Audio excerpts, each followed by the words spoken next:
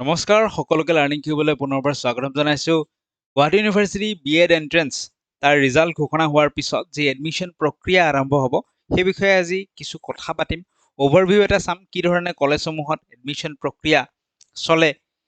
গতিকে প্ৰথম কথা, যেতিয়া আমাৰ ৰিজাল্ট এনাউন্স হ'ব লগে লগে আমাক এখন নটিফিকেশ্যনৰ জৰিয়তে যিটো আমাৰ মেৰিট লিষ্ট থাকিব সেই মেৰিট লিষ্টখন আমাক দি দিব ৱেবছাইটৰ জৰিয়তে। ঠিক আছে, তাত যিখন নটিফিকেশ্যন আহিব তাত লিখা থাকিব যে কাৰোবাৰ যদি সেই মেৰিট লিষ্টৰ নম্বৰৰ ওপৰত সন্দেহ আছে তেওঁলোকে এটা এপ্লাই কৰিব পাৰে, RTI ফাইল কৰি পেলাই তেওঁলোকে OMR শ্বীটখন ল'ব পাৰে, এই ধৰণে ফিজ পেমেণ্ট কৰি পেলাই সেই ধৰণৰ কথাও লিখা থাকিব।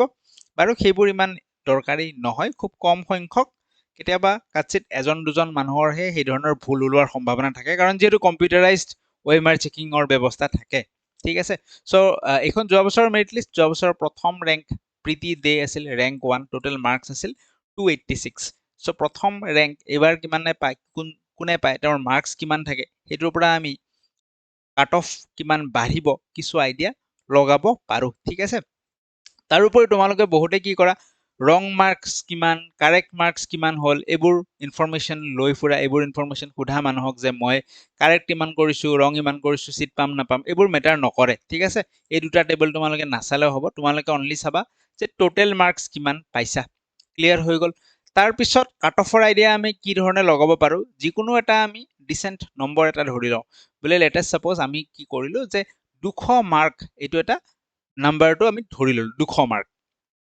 আমি চাওঁ যে যোৱা বছৰ 200 মাৰ্ক পোৱা শেষৰজন ল'ৰা বা ছোৱালী তেওঁৰ ৰেংক কিমান আছিল। চ' 200 মাৰ্কছত যোৱা বছৰ ৰেংক কিমান আছিল, 497। ঠিক আছে, তাৰমানে 497 মানে আমি লামচাম 500 ধৰিলোঁ, 500 ৰেংকত যোৱা বছৰ মাৰ্ক কিমান আছিল, 200 আছিল।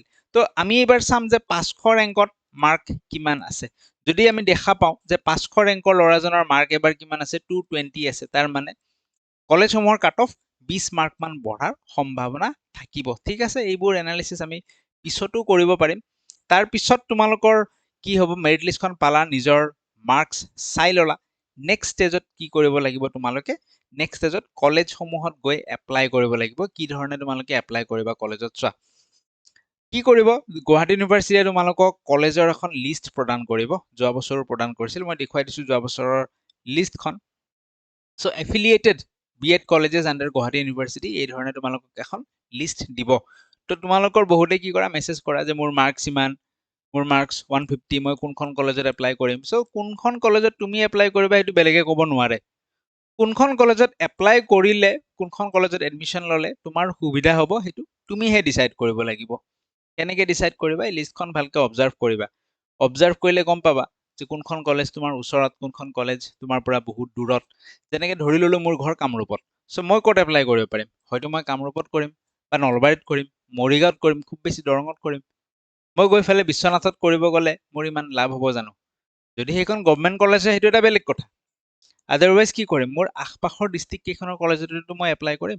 চ' এই ধৰণে লিষ্টখনৰ পৰা তোমালোকে বাছি উলিয়াবা যে তোমালোকৰ সুবিধাজনক কলেজ কোনকেইখন হ'ব, সেই হিচাপে তোমালোকে কি কৰিবা, এপ্লাই কৰিবা। ঠিক আছে, এপ্লাই কৰোঁতে মেৰিট লিষ্ট থাকিল তোমালোকৰ লগত, যিখন মেৰিট লিষ্ট গুৱাহাটী ইউনিভাৰ্চিটিয়ে পাব্লিছ কৰিব। সেই মেৰিট লিষ্টৰ যিখন তোমালোকৰ যোনটো পেজত তোমালোকৰ নাম আছে, মেৰিট লিষ্টখনটো বহুত দীঘলীয়া হ'ব, 500 পেজৰ মেৰিট লিষ্ট হ'ব। যোনটো পেজত তোমাৰ নাম আছে সেই পেজটো প্ৰিণ্ট আউট ল'বা, তাৰপিছত এপ্লাই কৰিব লাগিব। এপ্লাই কৰিবা কেনেকৈ, মেৰিট লিষ্টখন ল'লা, তাৰপিছত চিলেক্ট কৰিলা যে মই অমুক অমুক অমুক, ঠিক আছে, A, B, C এই তিনিখন কলেজত মই এপ্লাই কৰিম। এই তিনিখন কলেজে নিজা নিজাকে নটিফিকেশ্যন পাব্লিছ কৰিব। এই নটিফিকেশ্যনত সকলোবোৰ তেওঁলোকৰ লিখা থাকিব, কি ধৰণে এপ্লাই হ'ব, অনলাইন এপ্লাই নে অফলাইন এপ্লাই, সেই হিচাপে তোমালোকে গৈ পেলাই এপ্লাই কৰিব লাগিব।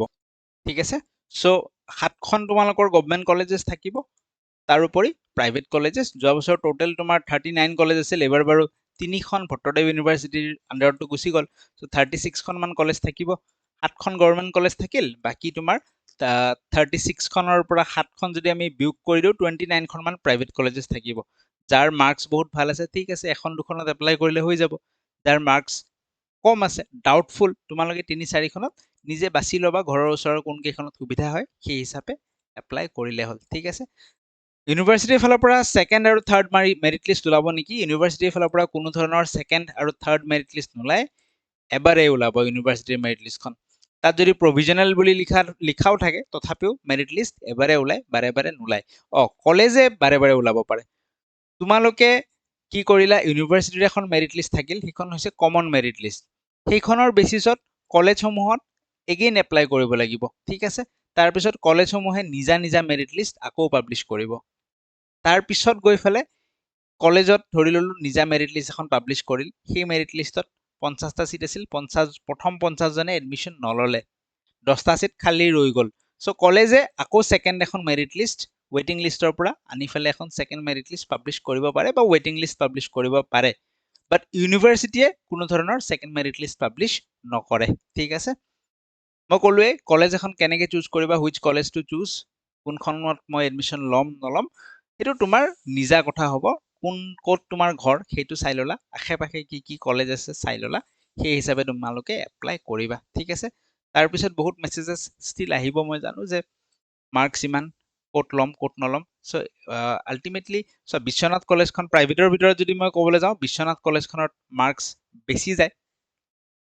বাকীখিনি এইবাৰ চাগে 170ৰ আশপাশটো যাবই, 160 170ৰ আশপাশ। যোৱাবাৰ 150 বা 140 যদি চিট পাইছিলোঁ ৱেইটিং লিষ্টৰ পৰা, এইবাৰতো 170ৰ আশপাশ যাব, বেছিও যাব পাৰে, ঠিক আছে।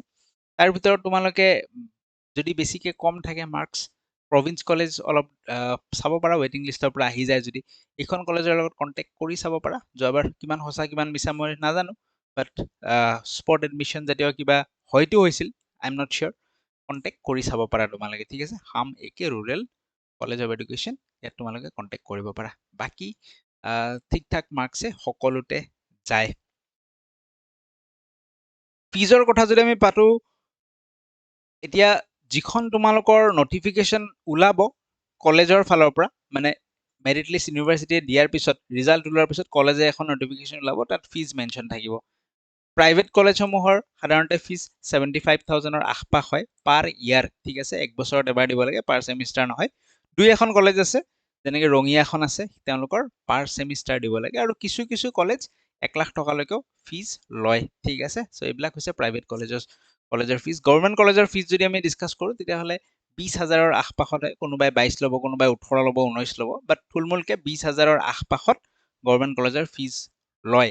এতিয়া যোনে এবাৰতে পইচা দিব পাৰে, এটা যদি আমি কেলকুলেট কৰোঁ, ছাপ'জ তুমি ঘৰৰ পৰা দূৰত গৈ ক'ৰবাত গভৰ্ণমেণ্ট কলেজ এখনত আছা, তাত গৈ পেলাই মাহিলী ভাড়া ৰুম লৈ পেলাইতো তুমি অন্ততঃ 5,000 টকা এটা খৰচ কৰিব লাগিব। 5-12 গুণ কিমান, 60,000 টকা তুমি অন্ততঃ খৰচ কৰিব লাগিব। চ' তাৰ সলনি যদি পইচা আছে, ছাপৰ্ট কৰিব পাৰে, দেন প্ৰাইভেট কলেজত, যদি ঘৰৰ ওচৰত ক'ৰবাত প্ৰাইভেট কলেজত লৈ লোৱা, বাকী সময়খিনি বেলেগ প্ৰিপাৰেশ্যনত মনোনিৱেশ কৰা, তেতিয়াহ'লেও it's not a bad decision, ঠিক আছে।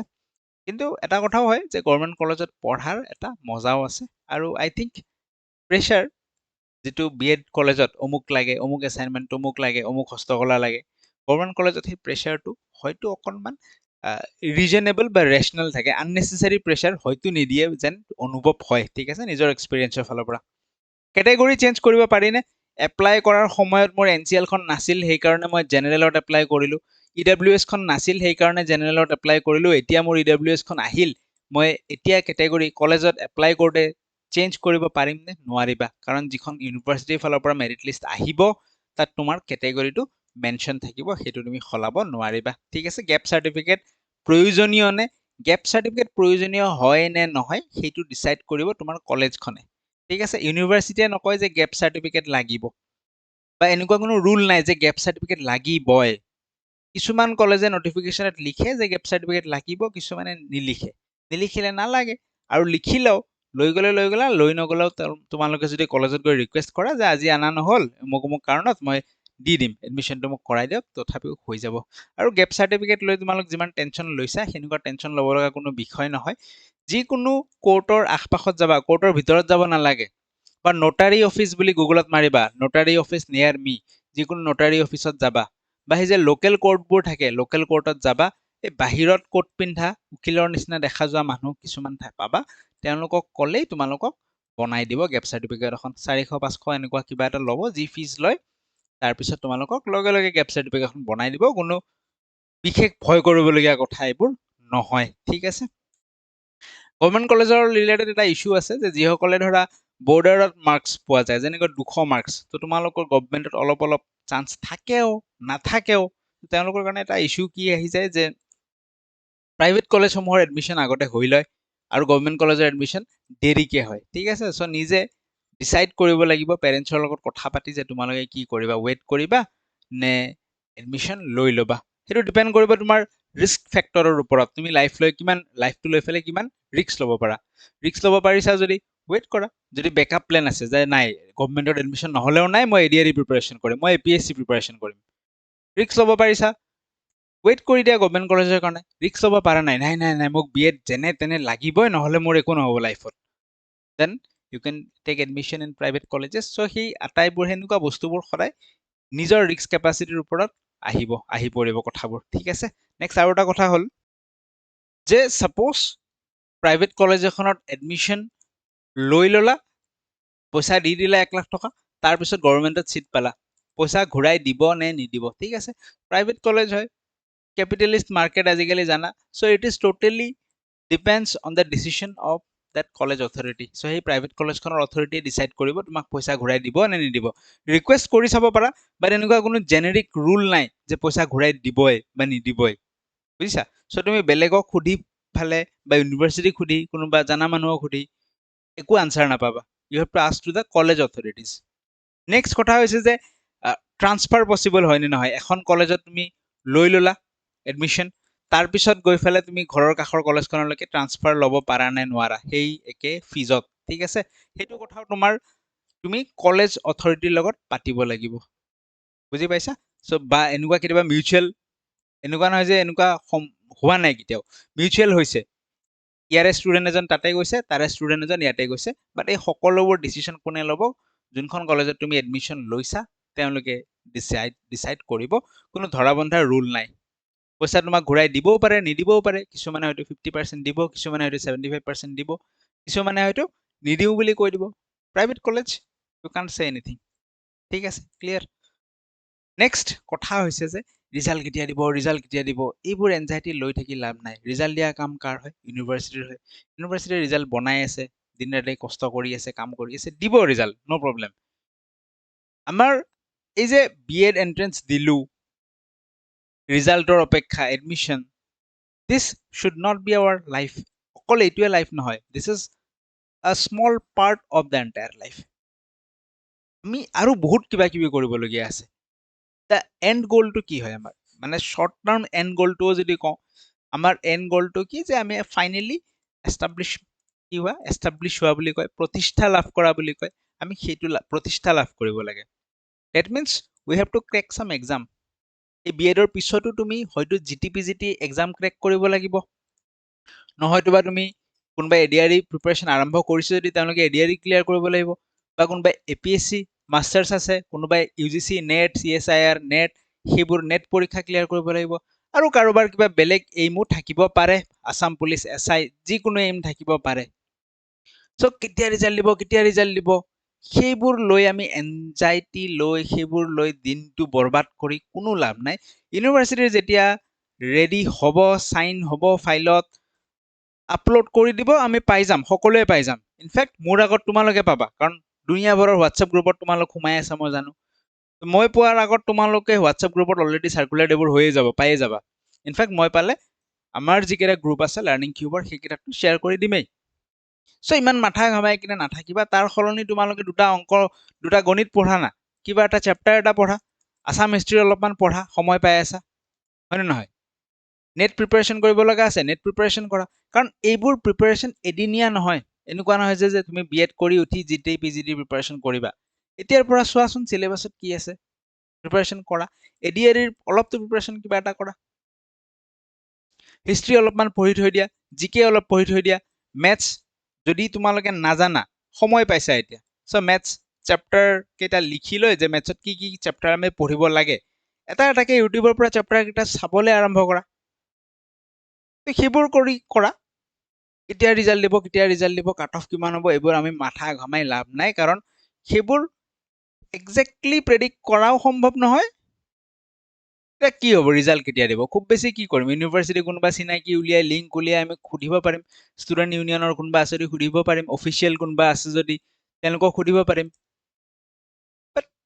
নেচাৰেলি এনেওতো দিবই তেওঁলোকৰ কামেই ৰিজাল্ট দিয়া যেতিয়া দিব আমি চবেই গম পাই যাম ক্লিয়াৰ হৈছে চ' আল্টিমেটলি কি আমি ভাল কামত প্ৰডাক্টিভ কামত সময়খিনি দিব লাগে মেথছ যদি দুৰ্বল তুমি এটা মেথছ চেপ্টাৰ পাৰ্চেণ্টেজ চেপ্টাৰ এটা পঢ়িবলৈ শিকিবলৈ আৰম্ভ কৰা সেইবোৰত সময় দিয়া ক্লিয়াৰ হৈছে so' that's all for today thank you so' much channel subscribe কৰি থ'বা ইয়াৰ পিছত আমি বেলেগ এক্সামৰ কাৰণে ভিডিঅ'ছ আনিম আৰু যেতিয়া ৰিজাল্ট দিব তেতিয়া সকলোকে জনাম গ্ৰুপৰ জৰিয়তেও জনাম গতিকে চিন্তা কৰি থাকিবলগীয়া কোনো মানে ফেক্টৰ নহয় অট'মেটিকেলি গম পায়ে যাবা ৰিজাল্ট দিলে ঠিক আছে আৰু মোতকৈ আগত আই এম চিয়'ৰ তোমালোকে আগতেই গম পাবা থ্ৰু ভেৰিয়াছ গ্ৰুপছ আৰু আমাৰ গ্ৰুপত যিসকলে আছা তেওঁলোকেও গম পাব মই যেতিয়া গম পাম লগে লগে শ্বেয়াৰ কৰি দিম থেংক ইউ